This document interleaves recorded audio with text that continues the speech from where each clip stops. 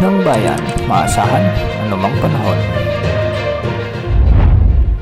Magandang gabi po sa ating lahat. Narito ang update sa lagay ng panahon ngayong araw ng Biyernes, May 10, 2024 at sa susunod na 24 oras.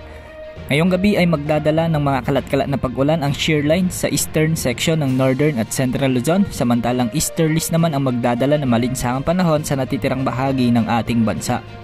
Para sa lagay ng panahon ngayon, posible ang mga pag-ulan ngayon sa may Aurora, Isabela, Cagayan, Quirino at Quezon dahil sa shear line. Samantalang makararanas din ng mga localized thunderstorms ang mga lalawigan ng Pangasinan, Zambales, Nueva Ecija, Abra, Kalinga, Apayao, Mountain Province, Metro Manila, Calabarzon, Bicol Region, Southern Negros, Socsargen, Zamboanga Peninsula at Bukidnon.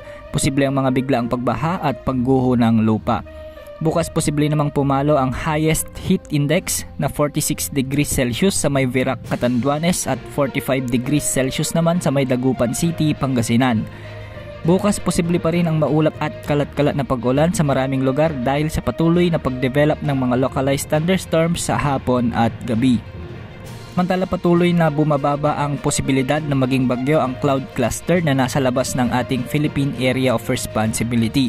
Ayon sa latest wind outlook nito, posible itong lumapit sa kalupaan ng bansa ngunit bilang low pressure area na lamang o kaya naman ay mga kumpol na lamang ng kaulapan.